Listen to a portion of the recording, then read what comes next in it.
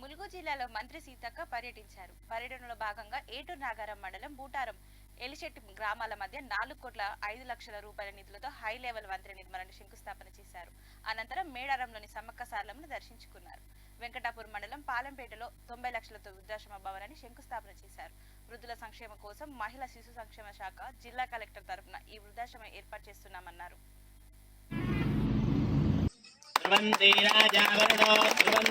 కొంచెం జరగా ఉంది.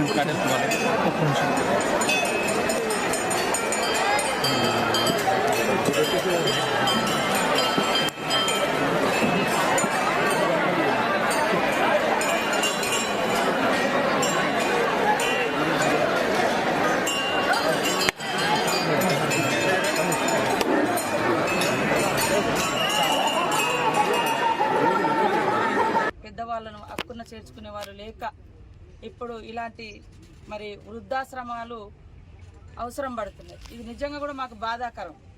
ఇట్లాంటి ఆశ్రమాలు నిర్మించుకోవడం అనేది చాలా బాధాకరం.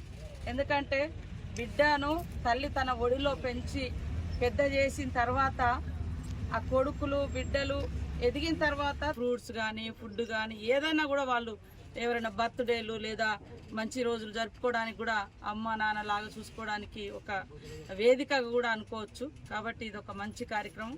ఈ కార్యక్రమంలో పాల్గొంటున్నటువంటి సోదర ప్రజాప్రతినిధులు ఎంపీపీ ఎంపీటీసీ అదేవిధంగా పత్రికా మీడియా సోదరులకు, మా మహిళా సంఘాల సోదరిమణులకు, అదేవిధంగా మా పెద్దలకు, మాజీ మార్కెట్ కమిటీ చైర్మన్ గారికి, అదేవిధంగా సర్పంచ్ మన సూర్యనారాయణ గారికి, ఇంకా ప్రజాప్రతినిధులందరికీ కూడా పేరు పేరున హృదయ